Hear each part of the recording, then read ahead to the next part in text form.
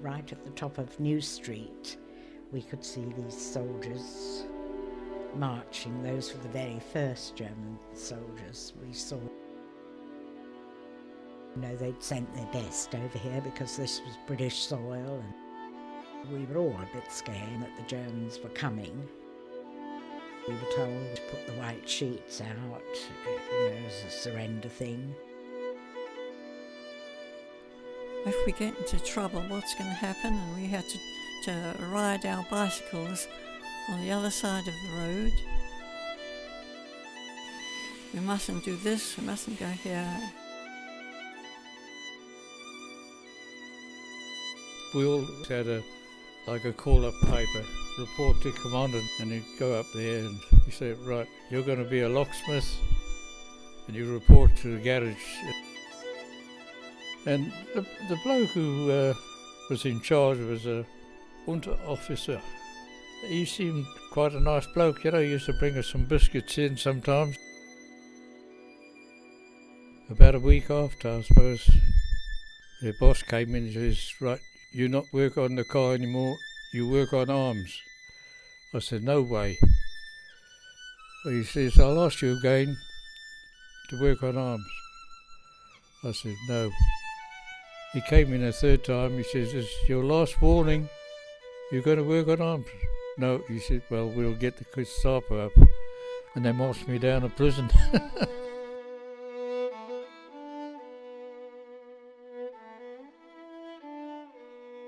We had to make sure we were in by a certain time. And if you were coming from visiting a friend and you were a bit late, you used to cycle like mad. It was a dreadful time in as much as there was nothing, you know, no food, no heating, no lighting. Things were pretty desperate.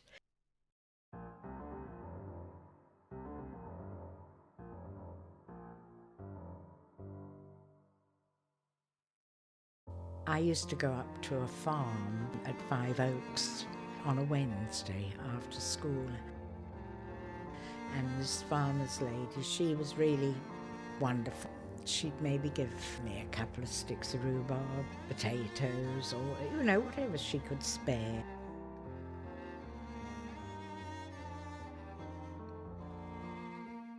At one time, my mother had her gallstones removed and she was very seriously ill. Eric and I thought if we could get my mother up, she'd see how very ill she was and maybe give us a little bit of extra food. So my brother had made a go-kart and we got her. We pushed her on this go-kart from St Mark's Road up to Five Oaks. She gave us a couple of eggs, which was like gold dust, and a few bits of vegetable, which was marvellous.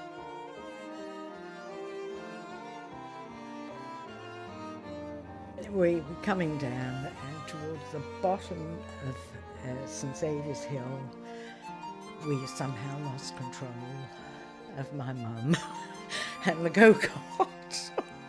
We were flying actually from the bottom of St Saviour's Hill.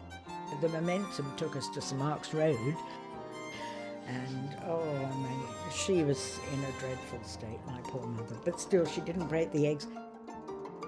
I used to go to some house, a friend, and listen to the news on the crystal set, which would have been very bad if you'd been found out.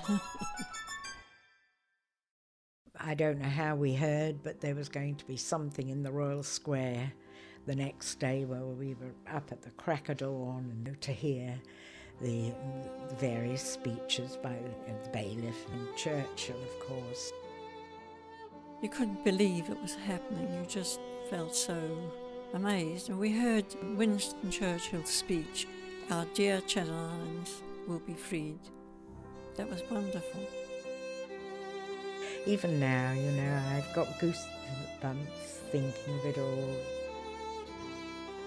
The next day, I can remember us getting up again at the crack of dawn and going down to the harbour. There were all these thousands of Germans around with all their rifles and things like this, and yet it only took that couple of dozen soldiers to come and liberate us. You were free to walk around and do anything you wanted, which was a big thing really when you've been really locked up so long.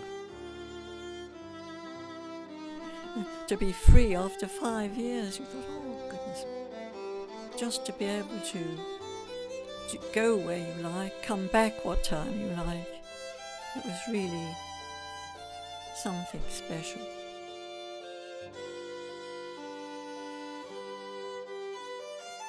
I think around the occupation, one of the things that I think is really nice is how people have stories that are also really nice around it, although it was a really difficult time.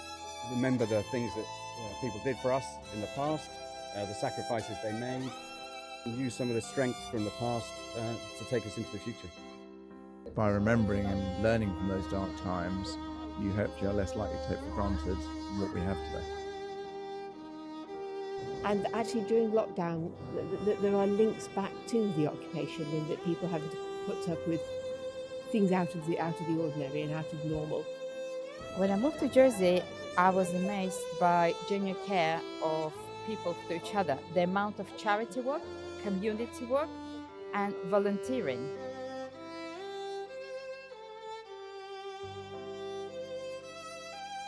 People here care about their people and their history. And for me, it's about that combination of a really strong community, fantastic place to live, and we've got a unique history and culture here, which is really incredible for such a small island.